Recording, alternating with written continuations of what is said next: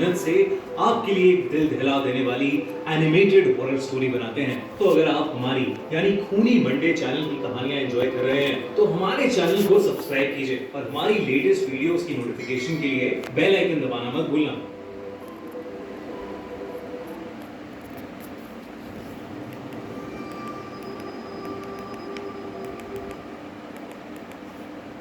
दादाजी का कमरा। यूं तो सभी परिवारों में हर सदस्य की कुछ आदतें अजीब होती हैं।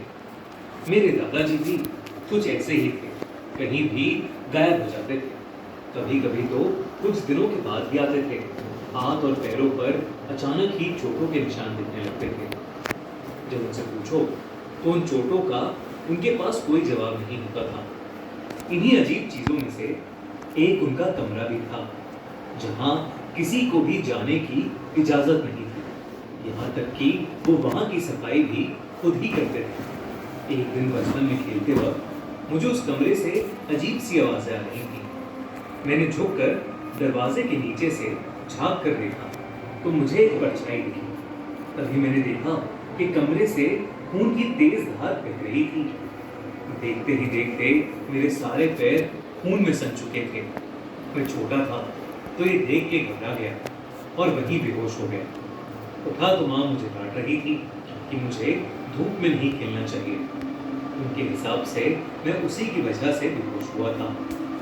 मैंने जब उनको सच्चाई बताने की कोशिश की तो दादाजी ने मुझे झुठला दिया। उसके बाद से मेरी और दादाजी में इतनी बातचीत नहीं हुई। पूरे दिन उस कमरे में ताला लगा रहता था और किसी को भी उसके आसपास भटकने की मंजूरी नहीं थी। कुछ साल बाद दादाजी चल बसे और हम भी अपना पुराना घर छोड़कर अब शहर वाले घर में चले गए थे। सब कुछ ठीक चल रहा था। शहर में पापा की जॉब काफी अच्छी चल रही थी और मैं भी अब कॉलेज जाने लगा था। एक दिन ऐसे ही मैं घर पर बैठा अपना फोन यूज कर रहा था। तभी मैंने देखा कि मेरे दोस्त ऋषभ ने एक नया आईफोन लिया है। मैंने तुरंत उसे फोन किया और कॉन्ग्रेचुलेट करते हुए उससे पूछा कि आखिर उसने ये आईफोन कैसे खरीदा। तभी ऋषभ ने मुझे बताया कि उसके पास एक सीक्रेट है। वो प्रोवो ऐप पर ओपिनियन ट्रेडिंग करके पैसे कमाता है।